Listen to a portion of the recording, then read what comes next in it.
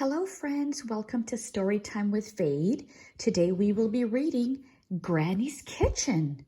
It's a book about a granddaughter and her grandmother in the beautiful island of Jamaica.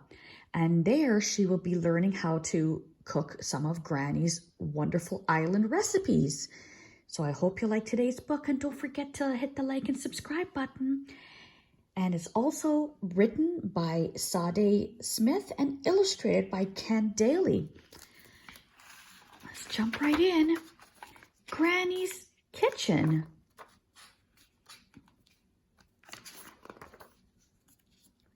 Shelly-Ann lived on the beautiful island of Jamaica, where the sun is always shining and the weather is sweet. Her grandmother had a lot of vegetables and fruit trees growing in her yard and all around her house. She even had a big mango tree. Shelly-Ann liked to climb it or lie under it, snacking on mangoes all day long.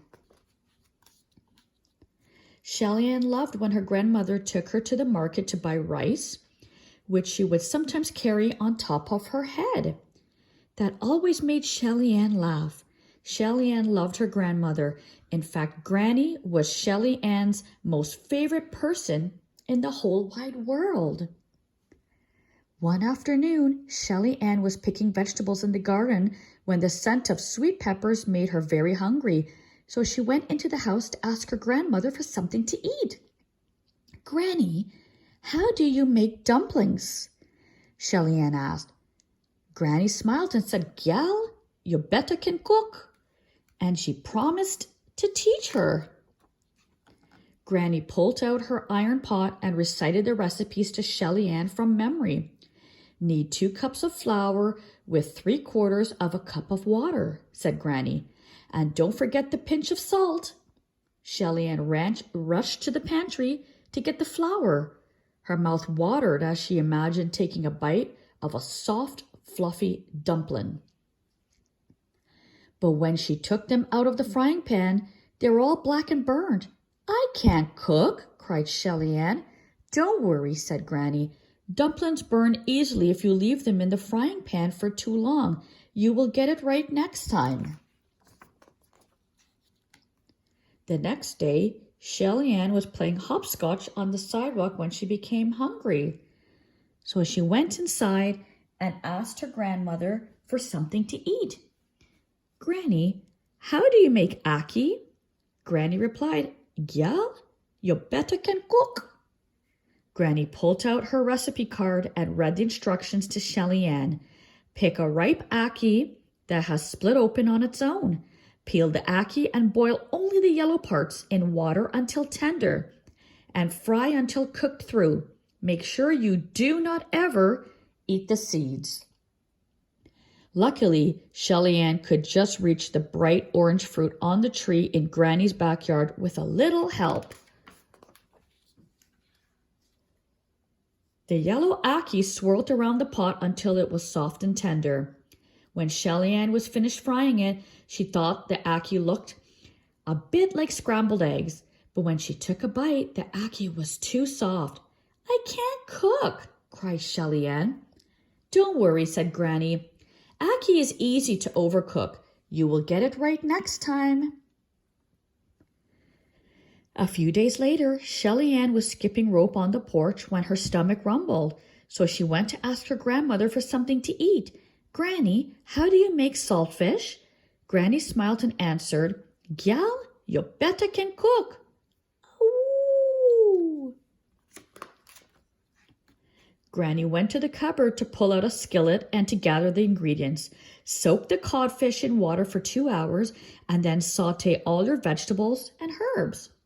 Add the saltfish, mix it all together, and cook until tender. The scent of spices filled the entire kitchen. Shelly-Ann was so excited to try the fish, but when she took a bite, it was too salty.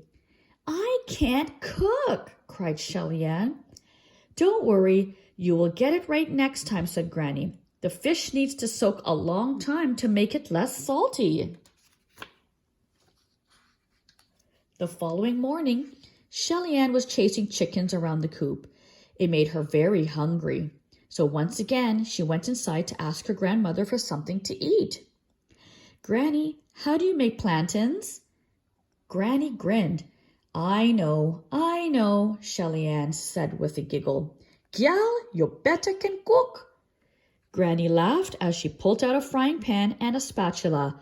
"Pick some ripe plantains, then peel and slice them into thin pieces. Fry the plantain slices in oil until brown and tender," Granny told Shelly-Ann. The slices of plantain popped and sizzled in the oil, and Shelly-Ann's mouth watered, but when she took a bite, they were too mushy. "I can't cook," cried Shelly-Ann. "Plantain slices need to be a little bit thinner," said Granny. "Don't worry, you will get it right next time." "I don't want to learn how to cook anymore," Shelly-Ann said. "I've tried and I never get it right." Granny wiped Shelly-Ann's tears, then picked up her homemade recipe book and handed it to her granddaughter. "If you try and don't succeed, try and try again." When Shelly-Ann woke up the next morning, she noticed that Granny was still asleep. She was very hungry, so she tiptoed into Granny's bedroom. "Granny," whispered Shelly-Ann, "can you make me something good for breakfast?" With a sigh, Granny replied, "I am too tired to cook this morning." And she closed her eyes and went back to sleep. Shelly-Ann went to the kitchen table and sat down. She opened the recipe book to find old pictures of family and friends from the neighborhood enjoying Granny's prize-winning dumplings.